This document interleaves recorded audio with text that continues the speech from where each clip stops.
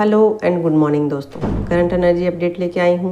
तो चलिए पहले डीएफ के लिए एनर्जी चेक करते हैं क्या है आज की कलेक्टिव लेवल पर डिवाइन फेमिनिन की करंट एनर्जी। और प्लीज़ मुझे व्हाट्सअप कीजिएगा, कॉल मत कीजिएगा, इस बात का आप लोग हमेशा ही ध्यान रखिए। और ये कलेक्टिव की एनर्जी होती है, पर्सनल रीडिंग के लिए आपको बुकिंग करानी होगी और बुकिंग चार्जेबल है, ठीक है। तो चलिए चेक करते हैं आज की कलेक्टिव लेवल पर डिवाइन फेमिनिन की करंट एनर्जी क्या है। गाइड कीजिए angels, thank you so much. Collective में डिवाइन फेमिनिन की करंट एनर्जी क्या है। तो पहला कार्ड आ गया, लीजिए, पेज ऑफ पेंटिकल्स का कार्ड है। ओके, आगे और देखती हूँ।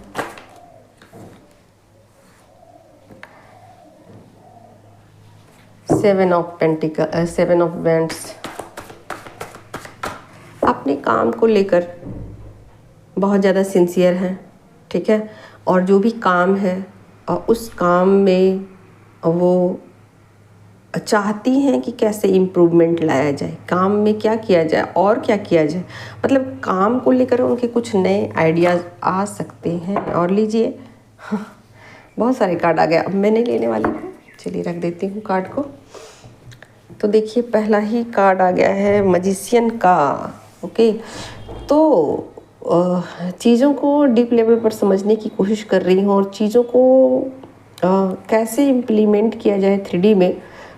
उनको पता तो है चीज़ें, लेकिन इम्प्लीमेंट कैसे किया जाए 3D में, वो उस पर विचार कर रही हैं कि कैसे चीज़ों को ईजिली किया जाए, बहुत आसानी से चीज़ों को कर लिया जाए और ज़्यादा एफर्ट ना लगाना पड़े। मतलब एक इजी वे में चीज़ें चलें, उसमें बहुत ज़्यादा मेहनत ना करनी पड़े, ये बातें वो सोच रही हैं।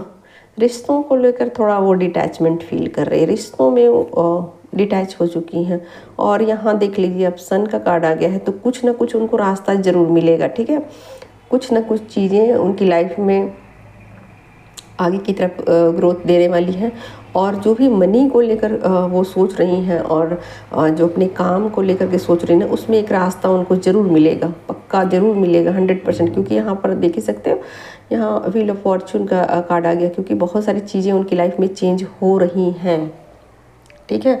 और आप देख ही सकते हैं यहाँ 6 ऑफ पेंटिकल्स है।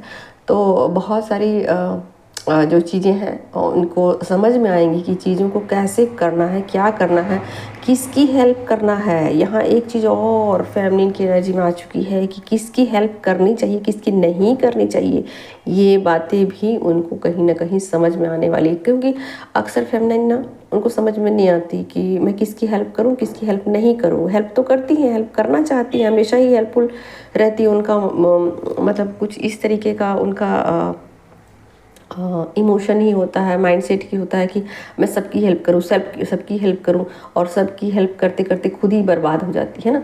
तो अब उनको ये बातें क्लियर समझ में आएंगी कि मुझे कौन नीडी है, कौन नीडी नहीं है, किन लोगों की मुझे हेल्प करनी चाहिए, किन की नहीं हेल्प करनी चाहिए। मान लीजिए कि कहीं वो जाती हैं घूमने फिरने, मंदिर में जाती हैं, कहीं भी जाती हैं, वो बहुत सारे लोग रहते हैं और रास्ते पे भी लोग भीख मांगते हुए रहते हैं, या फिर मंदिर में पुजारी रहते हैं, या फिर बहुत सारे जगह है ऐसे जहाँ पर आप मनी को डोनेट कर सकते हो, दे सकते हो, किसी की हेल्प कर सकते हो। तो कई बार आपको दिमाग में आएगा कि क्या करूँ मैं, ये जो सामान बेच रहे हैं, क्या मैं इससे कुछ सामान खरीद लूँ, इनकी हेल्प हो जाएगी, या फिर मंदिर में डोनेट कर दूँ, मंदिर में दान कर देना चाहिए। तो मतलब कुछ कन्फ्यूजन रहता है हमेशा फेमिनिन की एनर्जी में, किसको देना चाहिए, किसको मनी को लेकर के किसको देना चाहिए, किसको नहीं देना चाहिए। और माइंड में कुछ चीज़ें घूमती रहती हैं, क्या सही क्या गलत वाली बातें उनकी घूमती रहती है ना। तो वो बातें उनको समझ में आ जाएगी फाइनली कि असल में जो मनी जो है ना किसकी तरफ जाना चाहिए, या मनी किसको देना चाहिए, ये बात भी उनको समझ में आएगी। यानी मनी से रिलेटेड चीज़ें जो है ना उनको समझ में आनी शुरू हो जाएगी। यानी कि मनी को कैसे अर्न करना है, ये भी बातें उनको माइंड में आएगी। आप देख ही सकते हो ना, पेंटिकल्स का कार्ड आ गया, पेज ऑफ पेंटिकल्स। तो मनी को कैसे मैनिफेस्ट किया जाए, मनी के रास्ते में क्या रुकावटें हैं, क्या उसको ठीक किया जाए, क्या हाँ एफर्ट लगाने की ज़रूरत है। इस पर बहुत गहरे से सोचेंगी, बहुत गहराई से सोचेंगी कि मनी को अर्न करने का सबसे सबसे ईजीएस्ट रास्ता क्या है, सबसे आसान तरीका क्या है, और जहाँ बहुत ज़्यादा मेहनत भी ना करनी पड़े और चीज़ें आसानी से हो जाए, आसानी से ग्रो हो जाए। ये बात उनको कहीं ना कहीं रियलाइज़ होंगी, या फिर रियलाइज़ नहीं हो तो कम से कम उनके माइंड में ये बातें तो ज़रूर होंगी कि हाँ मनी बहुत ज़्यादा इम्पॉर्टेंट है 3D के लाइफ में, तो इस चीज़ को कैसे अपनी लाइफ में हमेशा बनाए रखा जाए। ठीक है, तो मनी को लेकर बहुत सारी चीज़ों को वो क्लियर हो जाएंगी कि हाँ मनी इधर से आना चाहिए, इधर इन्वेस्ट, मतलब दोनों बात समझ में आएगी, दोनों बातें समझ में आएगी। मनी को कैसे अर्न किया जाए और मनी को कैसे कहाँ पर लगाया जाए, यानी कि इक्वल कैसे कमाया जाए और कहाँ इन्वेस्ट किया जाए, दोनों बातें समझ में आएंगी कि मनी एक ऐसी चीज़ है जिसको गलत तरीके से कमाने के बाद भी इंसान उलझ सकता है, किसी सर्कल में उलझ सकता है, किसी लूप में जा सकता है, या गलत जगह पर पैसे को दे देने से भी कोई फ़ायदा नहीं है। तो दोनों बातें उनको आज समझ में आने वाली है।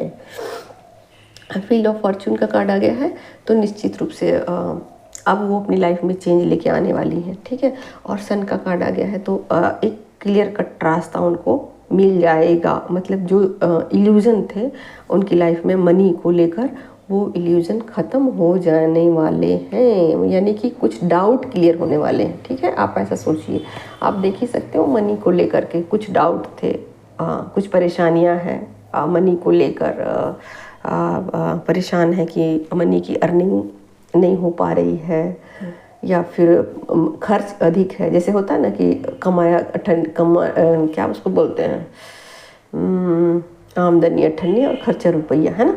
तो वो वाली बातें फ़िलहाल उनको समझ में आ रही हैं कि भाई मैं क्या करूं, खर्चों पर लगाम लगाऊं कि खर्चे करूं, क्या करूं। ठीक है, तो मनी को लेकर वो कुछ ज़्यादा ही सोच विचार में लगी हुई हैं। ठीक है, लेकिन निराश होने की ज़रूरत नहीं है। सन का भी कार्ड आ गया, व्हील ऑफ फॉर्चून का भी कार्ड आ गया, मैजिशियन का भी कार्ड आ गया है। ठीक है, आप ये देख लीजिए, यहाँ पर डिवाइन ब्लेसिंग्स है आपके लिए, रास्ता नया कुछ होने वाला है, कुछ खुलने वाला है, एक अलग ही रास्ता में आप जाने वाले हो, अलग ही पथ पर आप निकलने वाले हो। ठीक है, यहाँ पर टावर का कार्ड आ गया है। टावर का कार्ड क्या बता रहा है? टावर का कार्ड ये बता रहा है कि पुराने थॉट से आप आज़ाद हो जाओगे। पुराना थॉट जो था ना, उसको आप जाने दोगे कि हाँ ये जो मैंने अब तक सोचा ना, वो चीज़ें सही नहीं थी, वो चीज़ें अब मुझे गलत ट्रैक पे लेके जा रही थी। ठीक है, और अब जो मुझे रास्ता समझ में आया, अब जो मेरे दिमाग में आइडिया आ रहा है, ये सही है, ये आइडिया सही है। यानी कि आपको बातें समझ में आ जाएंगी। जो मैं जिन रास्तों में मैं पहले चल रही थी वो रास्ते सही थे, बट कुछ उसमें इल्यूज़न थे, वो इल्यूज़न अब नहीं रहे।